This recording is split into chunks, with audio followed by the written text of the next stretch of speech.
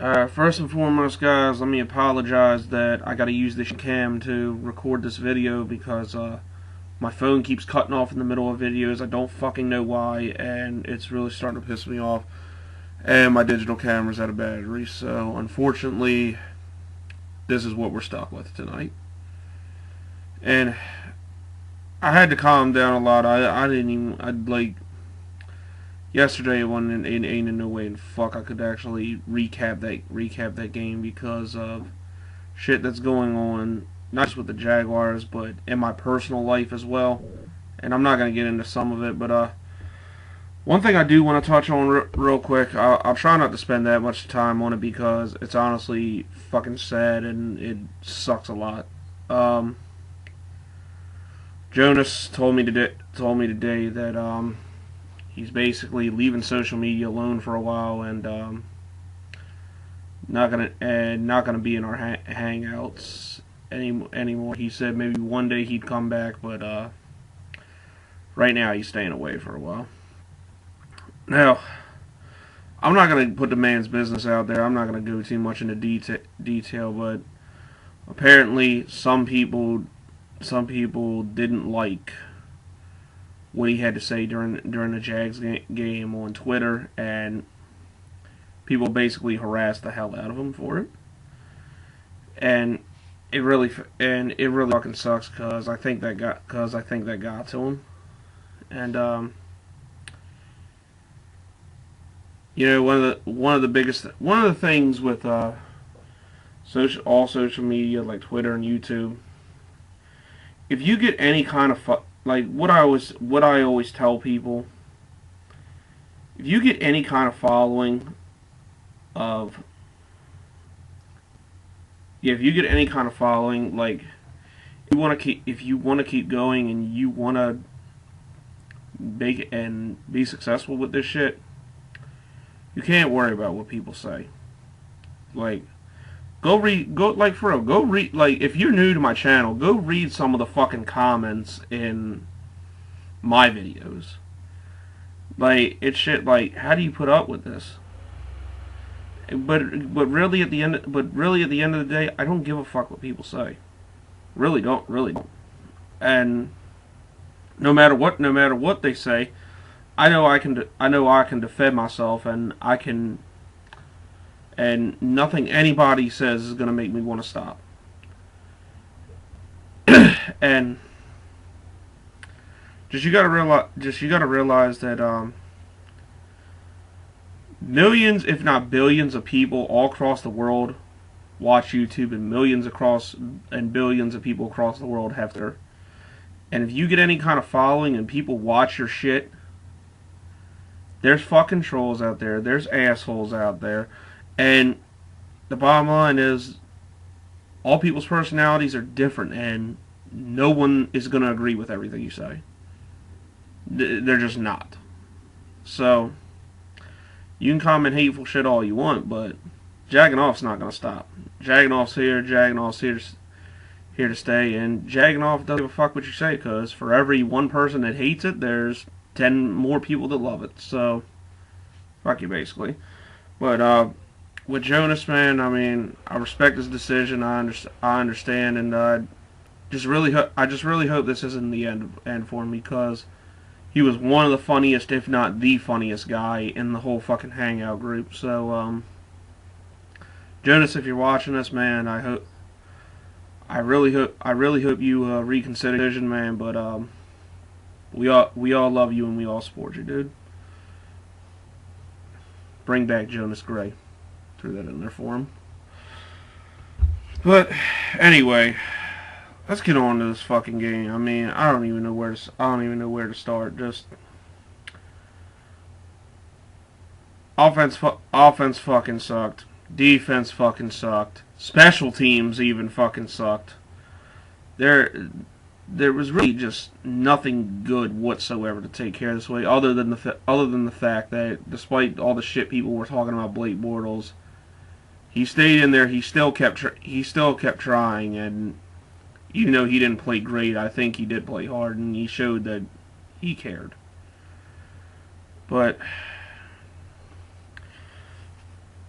People are gonna be like, "Hey, man, at least your video got over 1,500 views, and you made SB Nation again." Let me tell you something, man. I'm not even fucking getting paid from YouTube, so when I make rant videos, it's out of anger because I'm pissed off at the fucking Jags. Like, I don't give a shit. Like, I don't. I'd take the Jaguars winning a game over getting a million fucking views. Like, if God Himself were to descend upon me right now and be like, "Hey, I'm gonna allow the Jaguars to win the rest of their games this season, including the Super Bowl. All you have to do is discontinue anything jagging off on YouTube and Twitter, and never make a video again," I'd be like, "It's done." I'd take a Super Bowl over doing that shit any fucking day. As much as I love doing YouTube, I would take the Jags winning a Super Bowl every day. So while I appreciate making SB Nation and that video blowing up the way that it did so quick, I'd still take the Jags winning a Super Bowl any fucking day over that shit. But anyway, there's nothing really much to talk about with the Raiders game anymore. We fucking suck. That's all there is to it.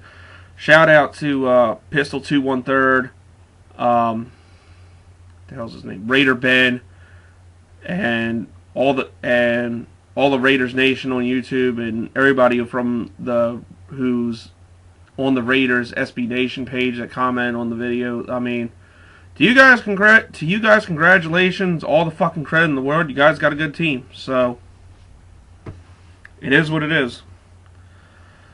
As far as us, it's time to move on. We got the fucking 10 AFC titties next week. Well, actually, no rest for the weary. We got them fucking Thursday night. So, that's a game we got to put together and start getting ourselves ready in that division. Start winning the divisional games, because they're going to be key for us. Because you look at the rest of our schedule, two of the games on there, the Vikings and the Broncos. And they're at home, and considering we suck ass at home, and the fact that they're two of the best teams in the league, let's be honest, and I hate to even say it like this, but both of those teams are probably just going to kick the ever-loving shit out of us. So those are, I don't want to say automatic losses, but it's not looking good. And then after that, assuming both of those games are losses, that's 6 losses. So we gotta probably win the rest of those games, if not win most of the games to even have a shot at any type of postseason. So it's really not. So I'm not saying it's not doable, but it's the fucking Jaguars. So you never know, I guess. And then we need to hit the fucking reset button on this coaching staff, because I can't remember ever having a roster with this much talent that is being used so incorrectly. It's really fucking sad. And I know a lot of the players are fucking up too. Like, when I touched on Allen Robinson, what I said about him in the rant video. I mean, dude, I love you. I think you're a fucking beast. But at the same time, dude, that's now 2 weeks in a row you've let a ball go off of your chest and let it get intercepted, and that's not counting the other drops. So, man, I mean, I think you tied or led the league in fucking touchdowns last year. So, being real with you, homie, you got to get your shit together. Like, there's no other way around it. You really got to get your shit together, especially since Blake Bortles isn't having that good of a year right now. You really got to get it together for him and your team. I mean, and that goes for Blake, and this goes for Blake too. I mean, they're both better than this. And these idiots talking about bench Bortles and all this shit. No, we're not benching. We're not benching Bortles. Who the fuck are you gonna play? Chad Henne, Brandon Allen. I mean, come on, dude.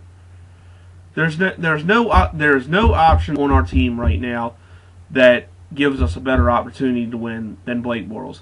He's our quarterback. That's just the way it is. And I think he's still going to be. And I still think he's a great quarterback. And really, it might take me a year or two to think otherwise if nothing changes. But I want to see what he does with a good coaching staff. Truthfully, if I was Dave Caldwell, I would have fired fucking Gus Bradley today. I would have fired Greg Olson today because they're both fucking horrible. And just for the rest of the season, at least, I would have got either Greg Roman or Mark Trestman, because even though neither one are that good, they're still better than Olson. And if I was Shaq Khan and David Caldwell, I'd be fucking begging Tom Coughlin to come to this team. Because one of the things I touched on in the rant, this team is very undisciplined. And Tom Coughlin made his name off being a disciplined coach. And really, I think that's what they need. Because this positivity, being free with yourself, and all this other bullshit Gus Bradley's trying to preach to this team, it's just not working. It's not even working a little bit. So, I mean, do I think there's still time to turn around? Yeah, I do. Yeah, I do. If we play to our full potential, but just the dumb shit going on, we gotta fucking get it together. We're better at this. Even Yannick Ngakoue, who's been a fucking presence every week, was nowhere to be found this week. Getting pressure on Carr, it was just horrible. Like, it could have been so much better.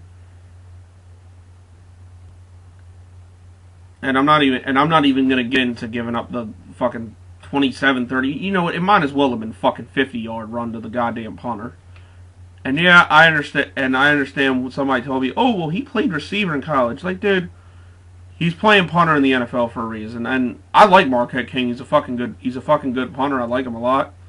But at the same time, he's still the fucking punter. And what happened at the end of that game should have never happened. It's inexcusable. It's disgusting. I mean, it was just horrible. It should have never happened. But anyway, that's it for now. Like I said, we got the fucking Titans next week. It's not at home, which is probably a good thing since we can't win to save our lives at Everbank Field. And I don't know. I no matter how the rest of the season is, I still don't want to lose to these motherfuckers. So, still always, I'm a Jags fan till I die, man. Just get your shit together. Go beat the fucking Titans, and let's start making this year a little bit better than it is. You have to.